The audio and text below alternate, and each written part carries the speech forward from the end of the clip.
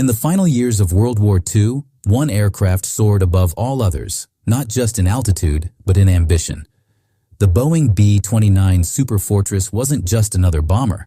It was the most advanced aircraft of its time, combining cutting-edge engineering, immense power, and a story that would change history forever. It was 1944.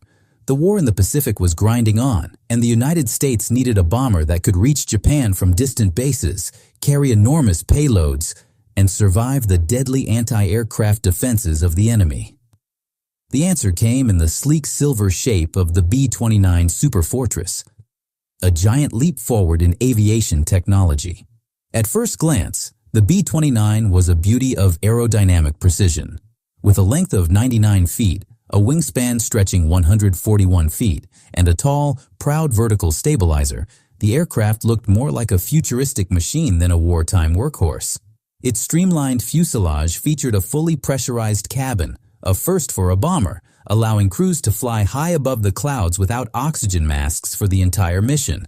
The wings were large and elegant, with a slight taper for efficiency, while the glazed nose gave the bombardier a panoramic view. Sleek nacelle-mounted engines sat beneath each wing, their cowlings hiding some of the most powerful radial engines ever built.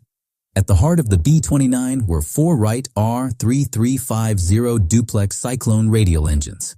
Each engine was an 18-cylinder, air-cooled monster producing up to 2,200 horsepower. With turbo superchargers fitted, the engines allowed the B-29 to cruise at altitudes above 30,000 feet, far beyond the reach of many enemy fighters. These engines gave the aircraft a top speed of around 357 miles per hour, a maximum range exceeding 3,000 miles, and the ability to carry up to 20,000 pounds of bombs. But they were not without issues. Early models suffered from overheating, particularly during takeoff, which made the B-29 as challenging for its crews as it was for its enemies. One of the most famous B-29 missions took place on August 6, 1945. The Enola Gay, piloted by Colonel Paul Tibbets, took off from Tinian Island carrying a single bomb, codenamed Little Boy.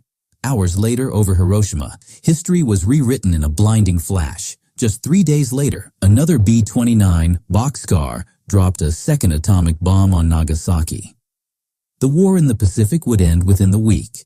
But beyond these infamous missions, the B-29 also flew thousands of conventional bombing runs, reconnaissance flights, and supply drops. It remained in service for years after the war, even seeing action in Korea.